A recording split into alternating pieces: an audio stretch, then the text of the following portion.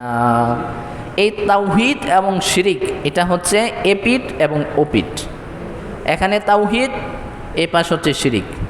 এদিকে তাওহীদ, এ পাশ হচ্ছে কি শিরক। তাওহীদে আপনি নাই, শিরিকের মধ্যে পড়ে গেলেন। কথা কি বুঝতে পারছেন? আপনার ঈমান আছে, আপনি মুসলমান। ঈমান নাই, আপনার নাম কি? কাফের। ঈমান আছে, নাম মুসলমান। কথা বলেন, ঈমান থাকলে মুসলমান, ঈমান না থাকলে কাফের। কথা ক্লিয়ার না? তাহলে তাওহীদ, ঈমান আছে, তাওহীদকে অমান্য করলেন, আপনি কাফের হয়ে গেলেন। এটা টেরও পাচ্ছেন না। তাওহীদের মধ্যে নাই, আপনার নামটা কুফরির মধ্যে লেখা হয়ে গেছে, কিন্তু আপনি তো নামাজ পড়তেছেন। আপনি বলবেন, হুজুর আমি তো 5 ওয়াক্ত নামাজ পড়তেছি, রোজা হজ যাকাত সব কিছু করছি, কিন্তু আপনি এমন কিছু কাজ, এমন কিছু অ্যাক্টিভিটিস আছে যেগুলোর মাধ্যমে আপনার ঈমানটা চলে যাচ্ছে। কথা বলেন ঠিক কিনা? সেই বিষয়গুলো আপনাকে জানতে হবে। সেটা হচ্ছে শিরক। আপনি অর্থাৎ তাওহীদের বিষয়গুলোর মধ্যে যখন অন্য কারোর অংশীদারিত্ব স্থাপন করবেন, তখন আপনি আর মুসলমান থাকবেন না। তখন আপনি যদিও নামাজ পড়েন, ভিতরে ভিতরে আপনি কাফের হয়ে গেছেন, মুশরিক হয়ে গেছেন। আল্লাহ রাব্বুল আলামিন তাওহীদ ফির রুবুবিয়্যা, যেহেতু আল্লাহ তাআলা আমাদেরকে লালন পালন করেন, কোনো মানুষ যদি ন্যূনতম এই বিশ্বাস আকীদা রাখে যে আল্লাহ আমাকে লালন পালন করেন না, আমাকে অমুক ব্যক্তি লালন পালন করেন, তাহলে সে নামাজ পড়লেও সঙ্গে সঙ্গে তার অন্তর থেকে ঈমানটা নষ্ট হয়ে যাবে। কথা বলেন ঠিক কিনা? সে মনে করতেছে যে আমি তো নামাজ পড়তেছি, আমার তো হজ যাকাত সব কিছু ঠিক আছে, কিন্তু তার তাওহীদের মধ্যে বেমিল থাকার কারণে সে আর মুসলমান নাই। তাহলে সব কিছু করেন কে? কথা বলেন, সব কিছু করেন কে? আল্লাহ তাআলা। আমাদের লালন পালন করেন কে? আল্লাহ তাআলা। প্রভু হিসাবে আল্লাহ আমার যোগ্য ইবাদতের ক্ষেত্রে। উবুদিয়্যাত, ইবাদত করবার যোগ্য একমাত্র কে? এখন আপনি যখন শরীক করলেন, যেমন হিন্দুরা শরীক করে, হিন্দুরা কিন্তু আল্লাহকে মানে। ওরা বলে যে আমরা দেখি না তো আল্লাহকে, এই জন্য একটা প্রতিমা দিয়ে, মাধ্যম দিয়ে আল্লাহকে ডাকি। তাহলে এটা শিরিক হয়ে গেল। কি হলো? শিরিক হয়ে গেল। আমরা এই শরিক যে কথাটা বলি, শিরিকটা কি? শিরিকটা হচ্ছে অংশীদারিত্ব স্থাপন করা। কেমন? আমরা কুরবানির মধ্যে 3 জন 4 জন শরিক হই। এর মানে হচ্ছে যে এই 3 জন শরিকের মধ্যে 3 জনই সমান। কুরবানির এই 3 জন শরিক প্রত্যেকেই যেই পরিমাণ গোশত পাবে, একজনে যা গোশত পাবে, বাকি 2 জন আলাদা আলাদা সেই গোশতই পাবে। এটার নাম হচ্ছে কি? শরিক। মানে সকলেই সমান। সে 10 কেজি পাইলে দ্বিতীয় নাম্বার, তৃতীয় নাম্বার 2 জনও আবার 10 কেজি করেই পাবে। এটার নাম হচ্ছে শরিক, যে 2 জনের 3 জনের অংশীদারিত্ব সমান। এখন আপনি আল্লাহর সাথে শরিক করলেন মানে কি? অর্থাৎ আল্লাহ আমাকে রিজিক দেন। আপনি যদি বলেন যে ভগবানের রিজিক দেয়, তাহলে আল্লাহর রিজিক দেওয়া এই অংশীদারিত্বটা ভগবানের সাথে আপনি অ্যাড করে দিলেন। কথা কি বুঝতে পারছেন? তাহলে আপনি এখন ডাকতেছেন ভগবানকে, শ্রীকৃষ্ণকে, রাধাকে ডাকতেছেন, কিন্তু মাধ্যম বানিয়ে ডাকেন আল্লাহকে, কিন্তু আল্লাহ এই মাধ্যমটাকে পছন্দ করেন না। এই মাধ্যমটা এখন আমাদের ছেলে সন্তান দেন কে? কথা বলেন, ছেলে সন্তান কে দেন? আল্লাহ তাআলা দেন। কি কথা বুঝেন না? ছেলে সন্তান দেন কে? জোরে বলেন, কে দেন? এখন আপনি যদি বলেন যে পীর সাহেব ছেলে সন্তান দিছে, তাহলে সন্তান দেয় আল্লাহ, এই দেওয়ার দায়িত্বটা আপনি পীর সাহেবের উপর লাগাই দিলেন। তাহলে এই সন্তান দেওয়ার ক্ষেত্রে আপনি পীর সাহেবকে অংশীদারিত্ব স্থাপন করলেন। এটা যে কেউ হইতে পারে। আপনি যদি মাজারে গিয়ে বলেন যে বাবা আমারে সন্তান দাও, তাহলে সন্তান দেওয়ার মালিক কে ছিল? তাহলে এই অংশীদারিত্বটা আপনি মাজারের কাছে লাগাইলেন, আপনি শিরিক করলেন।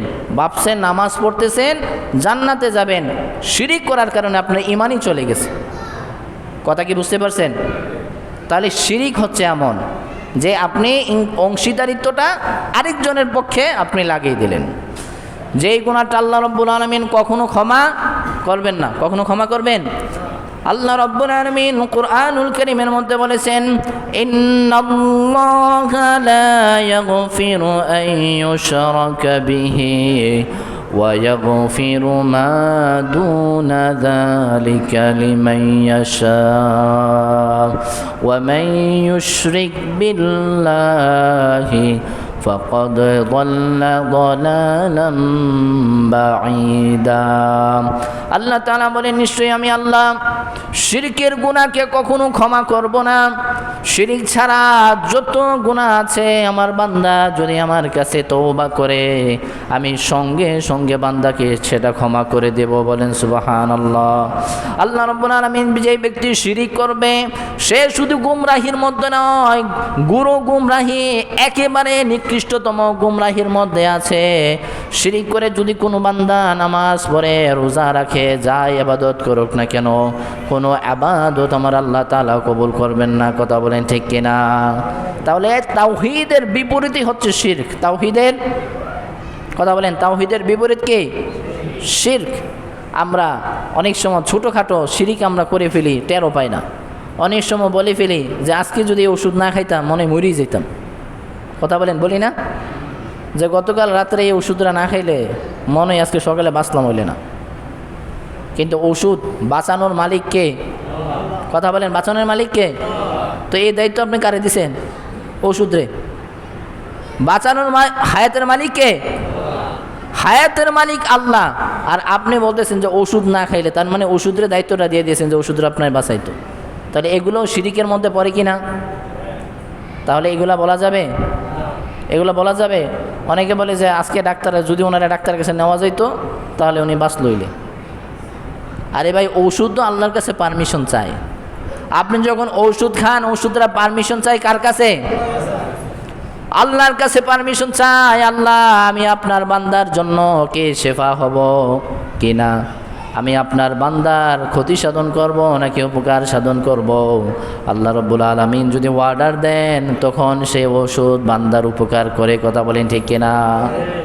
অন্যথায় ডাক্তার দেখবেন, ভালো এমবিবিএস ডাক্তার আপনাকে প্রেসক্রাইব করেছে যে ওই ওষুধগুলো খাবেন, খাইছেন কিন্তু কাজ হয় নাই।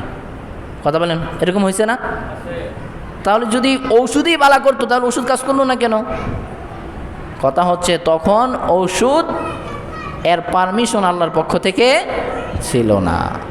আল্লাহ যখন আপনাকে শেফা দিবেন তখন আপনি যেটা খাবেন সেটার মাধ্যমে কি হবে? শেফা হবে।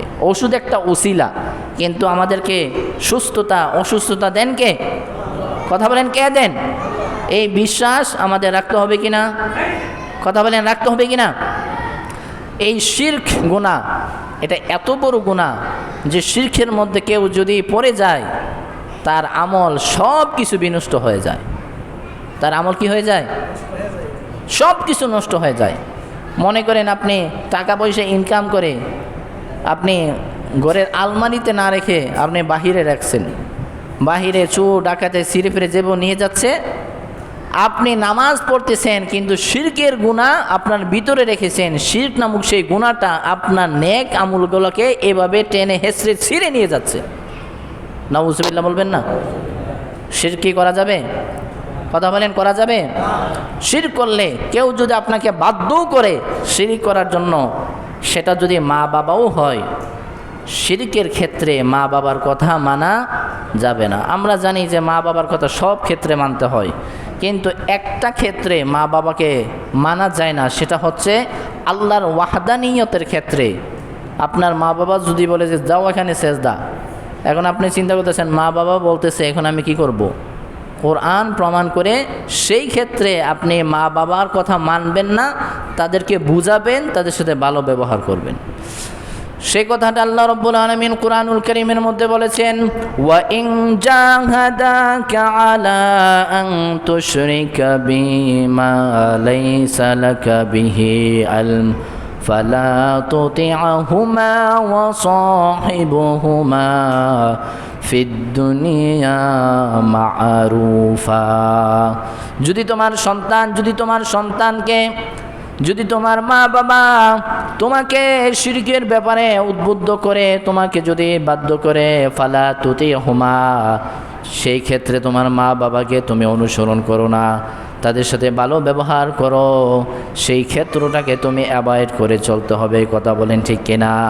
আল্লাহ বলেছেন সেই ক্ষেত্রে কোনো অনুসরণ নাই। লা তাআতা লি মাখলুকিন ফি মাসিয়াতিল খালিক। স্রষ্টার আনুগত্য করতে গিয়ে সৃষ্টিজীবের কোনো আদেশ মান্য করা যাবে না। স্রষ্টার আনুগত্য করতে গিয়ে সৃষ্টিজীবের কোনো আনুগত্য করা যাবে? কথা বলেন যাবে কি? আল্লাহকে মানার ক্ষেত্রে আপনাকে